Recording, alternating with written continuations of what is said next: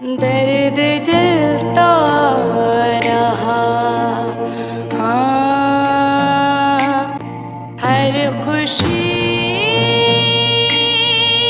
गई जिंदगी, दर्द जरा।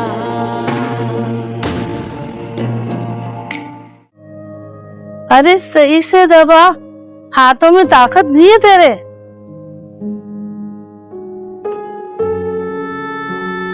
क्षमा।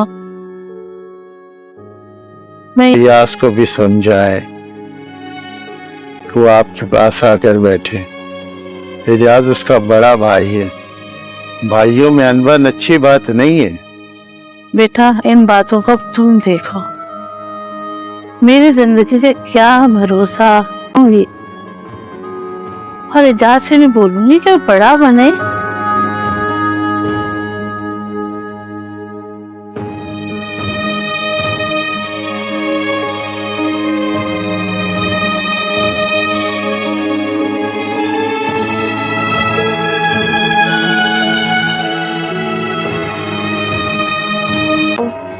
अरे क्या हो गया है तुमको?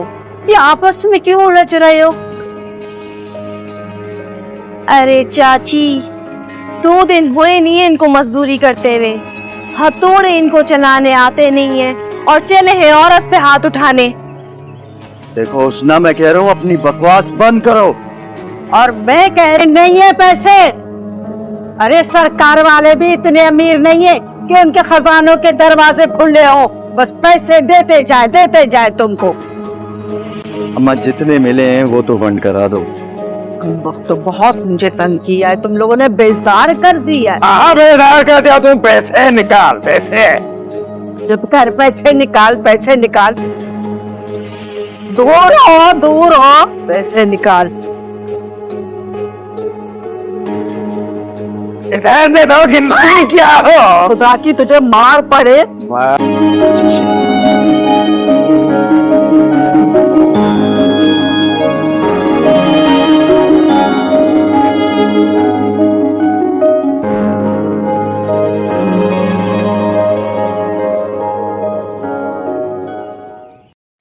आई सोनी, तूने कुंवर की सास को देखा था? बस करो, छोड़ो इस बहस को। कुछ भी हो, नाचने वाली होती है। पड़ोस की औरतें भी कह रही थी। हाँ, क्या कह रही थी? यही तो शम्मा बेगम बैठे बैठे नाच रही थी। उसे सुगरा बेगम का ख्याल था, नहीं तो यही पे नाच के सबको मात देती। अरे पैसे भी तो ज्यादा मिल रहे थे। और नहीं तो क्या, जमा करते करते थक जाते। अरे आहिस्ता बोल, कोई सुन न ले। ये बात है, जो है सो है। बड़ी भागों वाली है जो ऐसा खानदान मिल पता। मैं सच्ची बात कहूँ, ये औरतें बड़ी चालाक होती हैं। न सुरेत बनती है, न रखेल बनती है। बस एकदम से ब्याह करके घर में आकर बैठ जाती हैं। और ये जैसे साइंस उमर शाह के साथ हुआ, उसको कौन सा इश्क लगा? उसमें था क्या? कौन सा सोना लगा हुआ था? अरे उसना, तुम तो ऐसे मुंह छुपा रही हो जैसे तुम बच्ची हो। तुम्हें किसी बात का कुछ पता ही नहीं है। हाँ चाची, क्या तो तुम ठीक रही हो। बड़ी बेगम साहब भी चलना है, बस उनके किस्से लेकर बैठ गई हो। क्या वो नाच रही थी? तो है ही नाचने वाली ना, तो नाचेंगी ना। बात करने का अंदाज भी उनका नाचने जैसा होता है।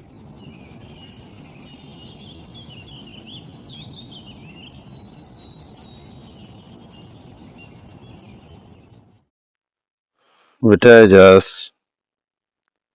यहाँ जितने भी बासर लोग हैं वडे नहीं अलग है। और गुजरते वक्त के साथ या तो वो समझ जाएगा या तो मैं। रवैयों से बड़ा दुश्मन कोई नहीं होता बेटा। खूनी रिश्ते के रवैयों में अगर दीमक लग जाए तो वो वजूद को चाट लेता है। तुम्हें नहीं मालूम कि ये बातें मुझे कितनी परेशान करती हैं। मैं फैयाज की वजह से डिस्टर्ब हूँ थोड़ा। क्यों, क्या हुआ?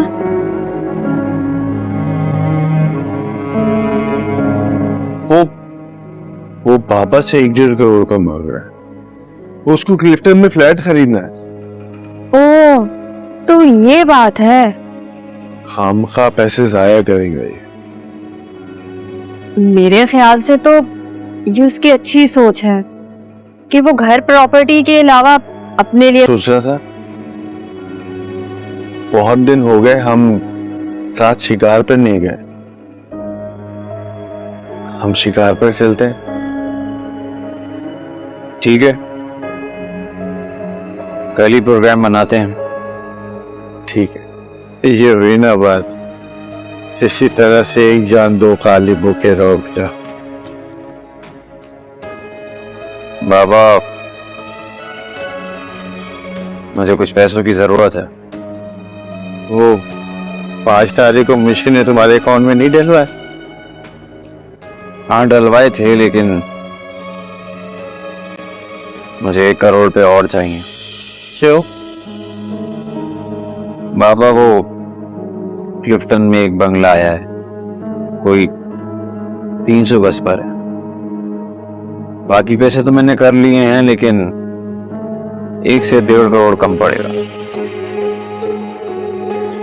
लेकिन बाबा, हमारा तो क्लिफ्टन में पहले ही एक बंगला और एक फ्लैट है। हाँ, वो है, लेकिन वो हम सबका है।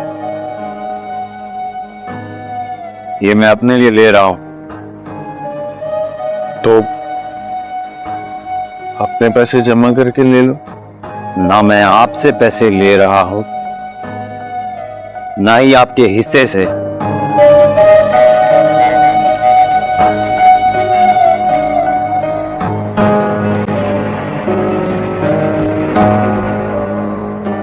आप ये हिस्से की बात कहां से बीच में आ गए फैयाज?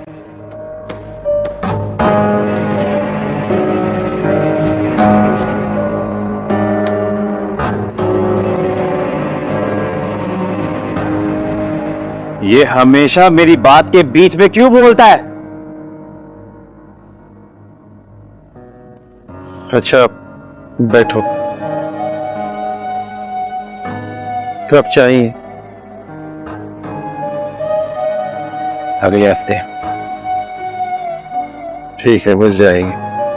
लेकिन एक बात याद रखो, शिकार का प्रोग्राम कैंसिल मत करना। ठीक है बाबा, कैंसिल नहीं हुआ।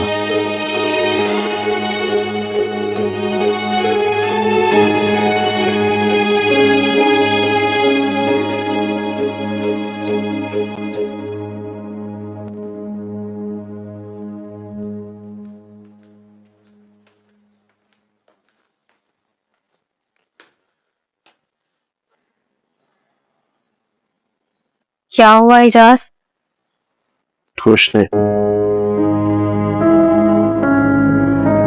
भगवान यार, पीछे नहीं बताओ। प्लीज।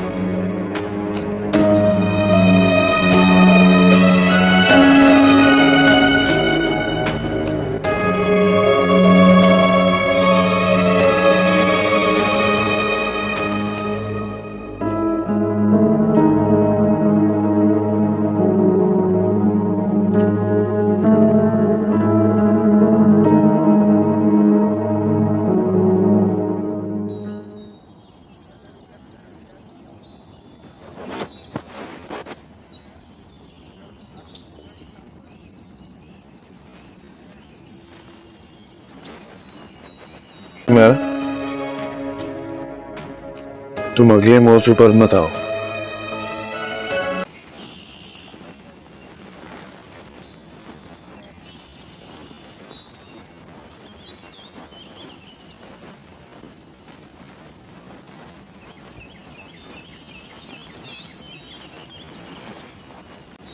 अरे मनुक, तुम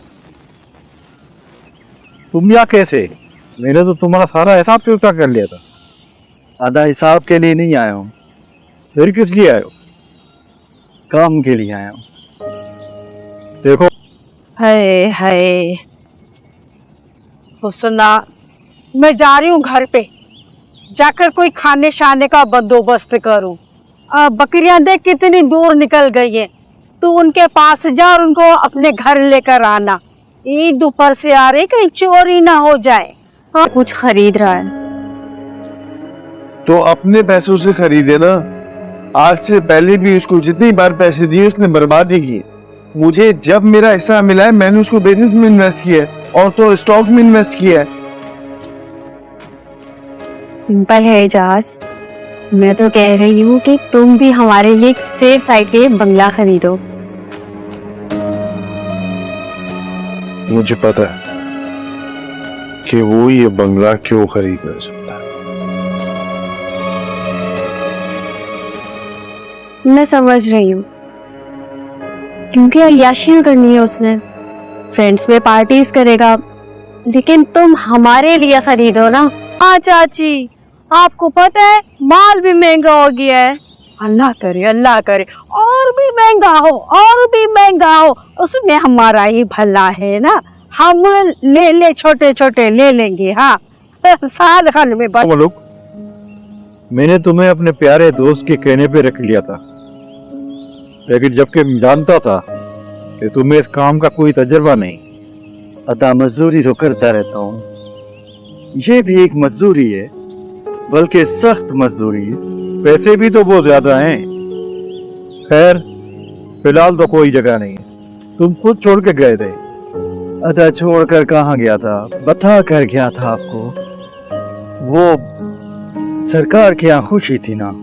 उसका मुझे पता है, वो तो अभी प्रोग्राम शुरू हुआ है, तुम तो उससे पहले गए थे। अदा वो काम काज था। फिर वही कर लो। अदा आप तो जानते हैं कि वो बख्शिश का मामला है, उनके मन में आए तो बारिश की तरह बरसते हैं और ना आए तो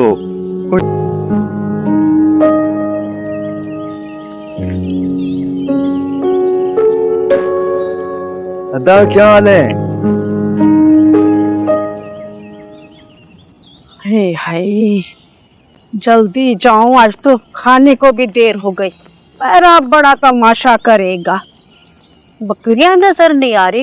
ओ, बकरियां तो दूर निकल गई। हुस्ना, हुस्ना, ओ हुस्ना।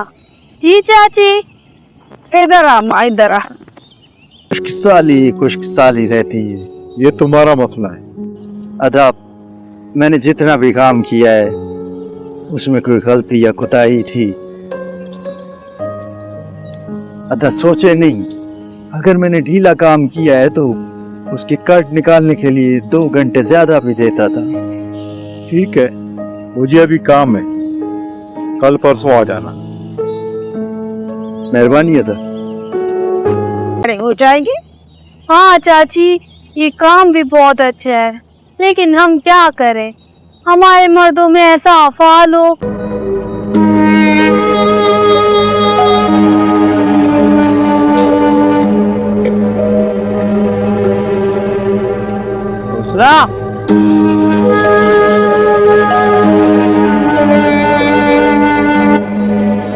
इधर आओ।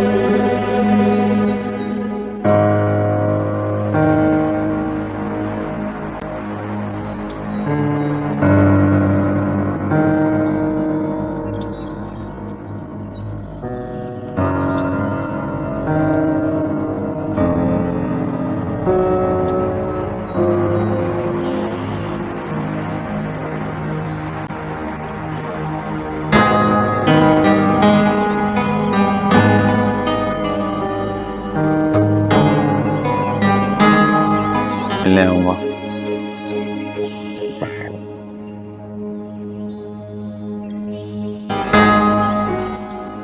गाड़ी में बैठो। नहीं सरकार, लोग क्या कहेंगे, मैं नहीं बैठूंगी गाड़ी में। तुम्हें हमेशा लोगों की परवाह क्यों रहती है, खास तौर पे जब भी मैं तुम्हारे सामने होता हूँ।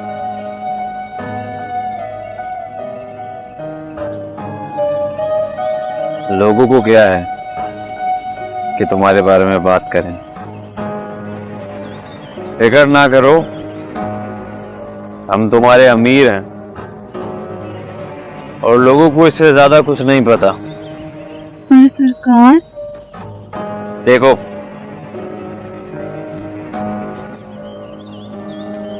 अब मैं सीधी बात करूंगा। ये जो तुम्हारी जमीन है ना, तुम कुछ समझती ही नहीं।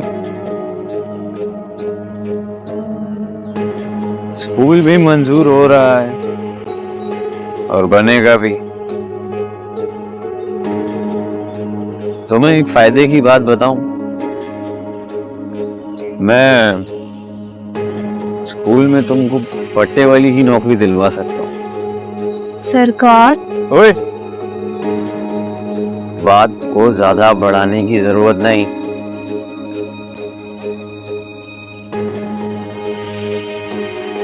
ये तुम्हारी खुशनसीबी है कि हम तुमसे बात कर रहे हैं खुद।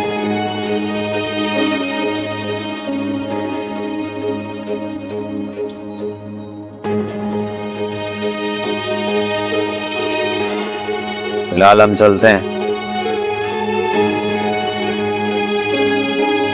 कल शाम में यानी कि जो जमीन हमने तुमको दी है,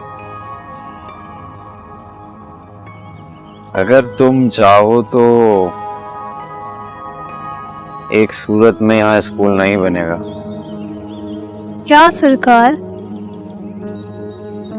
वो भी बताता हूँ।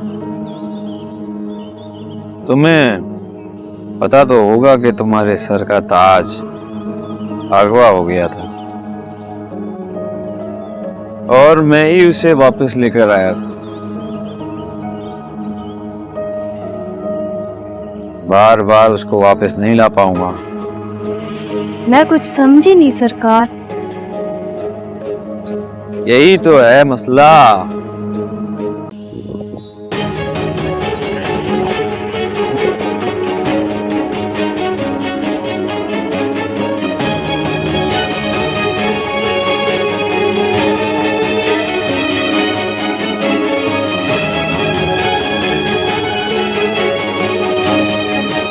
ना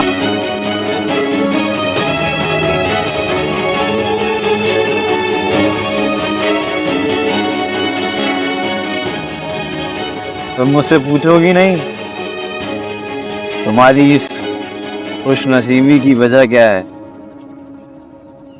हवेली के सारे लोग तुम्हारे चर्चे क्यों करते हैं?